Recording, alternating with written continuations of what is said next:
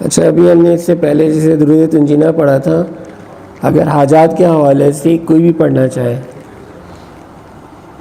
تو اس کی دو ترتیبیں، ایک تو جمعے کے دن جمعے کی نماز کے بعد کم سے کم 313 مرتبہ یا پھر 1000 مرتبہ اگر اس کو پڑھیں تو حاجات کے لیے بہترین ہے۔ دوسرا، اگر اپنے معمولات میں شامل کرنا چاہیں تو ہر نماز کے بعد 11 مرتبہ اور بعد نماز عشاء 111 مرتبہ اگر اپنے معمولات میں شامل کر لیں تو حاجات کے لیے کافی ہے، پھر کچھ اور پڑھنے کے لیے حاجات کے لیے ضرورت نہیں ہے، یہ درود ہی کافی ہے۔ حاجات کے لیے بہترین درود ہے۔ اچھا، اس سے پہلے ہم جو ترتیب سے پڑھ رہے تھے وہ سلسلہ عالیہ نقشبندیہ مجددیہ کے ختمات شریف تھے۔ چلے صلی اللہ بکافٍ ابدا سے شروع کیا اور ہم نے حسبنا اللہ نعم الوکیل پہ ختم کیا ہے نا۔ اس میں دو چیزیں میں بتانا چاہوں گا، اگر اپنے معمولات میں شامل کر لیں تو بہت فائدہ ہوگا۔ صبح بعد نماز فجر اول آخر ایک تسبیح درود شریف کی اور 500 مرتبہ لا حول ولا قوت الا باللہ، لا حول ولا قوت الا باللہ، بس الا باللہ تک یہ ہم نے پڑھا بھی۔ یہ ختم ہے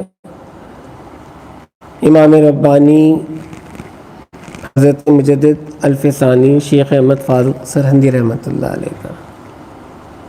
یہ جتنی ہم نے آیت پڑھی یہ تمام سلسلہ عالیہ نقشبندیہ مجددیہ کے جتنے بزرگ گزرے ہیں ان کے ختمات شریف ہیں۔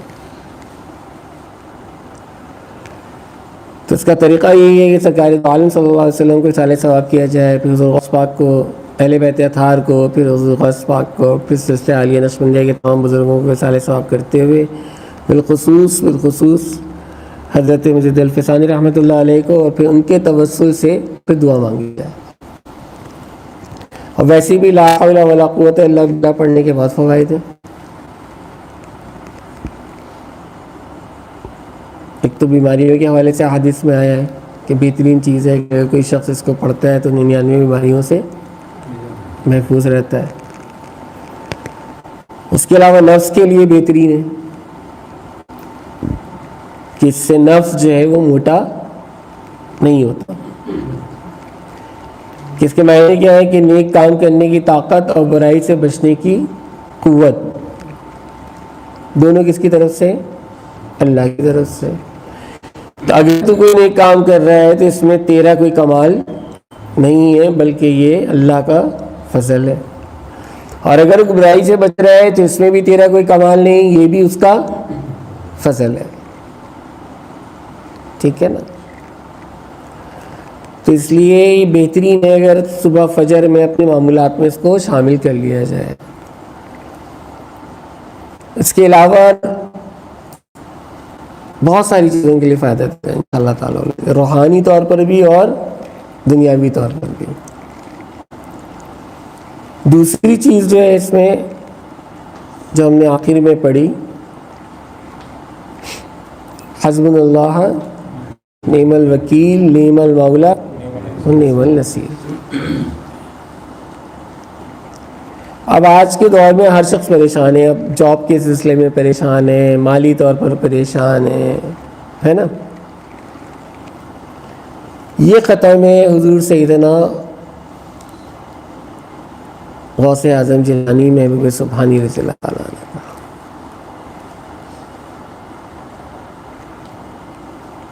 تو اس کی بھی ترتیب وہی ہے، اس کا وقت ہے عشاء کے بعد کا، اس کا وقت ہے فجر کا، اور اس کا وقت ہے عشاء کے بعد کا۔ اول آخر ایک تسبیح درود شریف کی اور 500 مرتبہ حسبنا اللہ نعم الوکیل نعم المولا و نعم النصیر۔ اب یقین کامل کے ساتھ پڑھنے کے بعد اپنے سارے معاملات اس کے سپرد کر دیجئے، پھر اپنے سر پہ کچھ نہ رکھیے، تو یقینی طور پر پھر وہ آپ کی مدد بھی کرے گا اور نصرت بھی کرے گا۔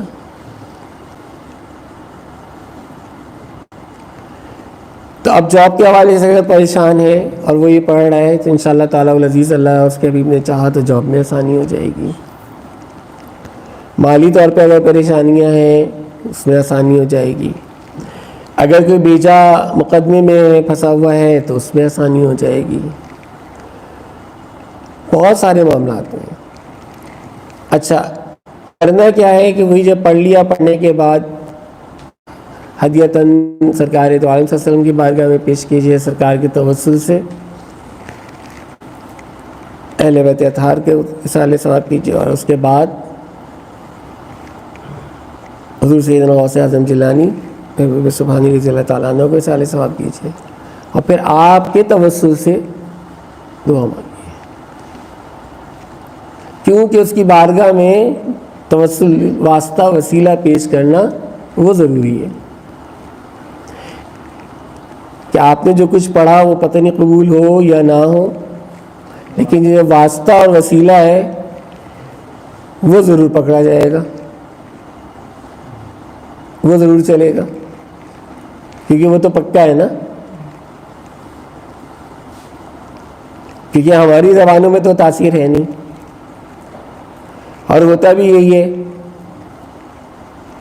اب سوال آتے ہیں میرے پاس، آئے ہوئے بھی ہیں کہ جناب کتنا عرصہ ہو گیا فلانا عمل کرتے ہوئے، اتنا عرصہ ہو گیا فلانا عمل کرتے ہوئے، وہ تاثیر نہیں آ رہی، اب تک وہ فائدہ نہیں ہوا جو ہونا چاہیے۔ تو اس کا مقصد، اس میں سب سے بڑی خرابی یہی ہوتی ہے کہ اپنی زبان کا مسئلہ ہوتا ہے یا اپنے لقمے کا مسئلہ ہوتا ہے۔ اگر خدا نخواستہ حرام لقمہ کہیں سے جا رہا ہے، یہ احتیاط نہیں ہو رہی، اور اسی لیے جو ہے وہ پرہیز کے لیے کہا جاتا ہے کہ پرہیز جب آدمی کرتا ہے تو ظاہر بات ہے اپنے گھر سے کھاتا ہے، جب گھر سے کھاتا ہے تو حرام لقموں سے بچ جاتا ہے۔ ابتداً تو سب سے بڑا اس سے سب سے بڑا فائدہ یہی ہے پرہیز کا کہ آدمی حرام لقمے سے بچ جاتا ہے، کیونکہ باہر آپ کو نہیں معلوم کہ آپ جس کے ابھی کھا رہے ہیں پی رہے ہیں وہ حلال ہے یا حرام ہے۔ تو زبان میں تاثیر کے لیے سب سے پہلی چیز کیا ہے؟ لقمہ حلال۔ ہمارے ایک بزرگ تھے محبوب الحسن واسطی صاحب، تو وہ مدرسے میں تعلیم حاصل کر رہے تھے، تو ان کے والد ان کو خرچہ بھیجا کرتے تھے۔ اب مدرسے میں تھے تو مدرسے کے اندر تو بکرے آتے ہیں، بکرے کٹتے ہیں، بکرے کھائے جاتے ہیں۔ تو ایک دن بتانے لگے، کہنے لگے کہ اب سارے بچے جو تھے سب بکرے کھاتے تھے، سب کچھ کرتے تھے، اور ہم اپنے ہاتھ سے آٹا گوندتے تھے، خود اپنی روٹی بناتے تھے، اور پھر کچا پلا جیسے بھی ہوتا تھا، کبھی آلو کی بھجیا، کبھی ٹماٹر کی چٹنی، کبھی کچھ بناتے تھے، اس سے کھاتے تھے۔ تو میں نے کہا سر ایسا کیوں کرتے تھے پھر آپ؟ تو کہنے لگے والد کی طرف سے سختی سے منع تھا کہ مدرسے کا کھانا تم نہیں کھاؤ گے، کیونکہ تم پر زکوٰۃ، خیرات اور صدقہ نہیں لگتا۔ کیا؟ زکوٰۃ، خیرات اور صدقہ نہیں لگتا، تو اس سے بچنا، اور اگر تم نے زکوٰۃ، خیرات، صدقہ کھایا جو تم پر جائز نہیں ہے تو اس کا کم سے کم نقصان یہ ہوگا کہ تمہارے اندر نفاق پیدا ہو جائے گا۔ تو اس نفاق سے بچنے کے لیے والد کی طرف سے تنبیہ یہ تھی کہ تم وہاں سے کھانا نہیں کھاؤ گے۔ اور ماشاءاللہ ان کو احادیث ایسے یاد تھیں، بخاری کی ہو یا مسلم کی ہو یا داؤد کی ہو، ہم تو متن بیان کر رہے ہوتے نا، وہ عربی میں متن ایسے بیان کرتے تھے کہ جب کوئی حدیث بیان کرتے تھے تو عام حدیث بیان کرتے ہیں، بات چیت کرتے ہوئے کہ بخاری میں آیا ہے تو اس طرح سے آیا ہے، اور اگر مسلم میں آیا ہے تو اس طرح سے آیا ہے، اور اگر داؤد میں آیا ہے تو اس ترتیب سے آیا ہے، اور اس میں اس کا راوی یہ ہے، اس میں اس کا راوی یہ ہے، اور اس میں اس کا راوی یہ ہے۔ اور نہ انہوں نے اس کے بعد کسی مدرسے میں پڑھایا نہیں، نہ اس کو اپنا ذریعہ معاش بنایا، پی آئی اے میں جاب کرتے تھے، اچھی پوسٹ پہ اوپر تھے۔ تو خیر یہ تو ضمناً میں نے ایک بات بتا دی آپ کو کہ پہلے کے لوگ احتیاط کرتے تھے تو زبانوں میں تاثیریں آتی تھیں، کہ احتیاط کرنے ہی سے زبان میں تاثیر آتی ہے. تو یہ دو چیزیں اپنے معاملات میں ضرور شامل کریں. پہلی لا حول ولا قوت الا باللہ، اور دوسرے حسب اللہ نعم الوکیل نعم المولا ونعم النصیر. تو انشاءاللہ تعالی العزیز اس سے آپ کو دونوں سلسلوں کا فائدہ پہنچے گا، سلسلہ قادریہ کا بھی اور سلسلہ نقشبندیہ کا بھی، کیونکہ وہ سلسلہ قادریہ کے سرتقل ہیں اور یہ سلسلہ نقشبندیہ کے ہیں.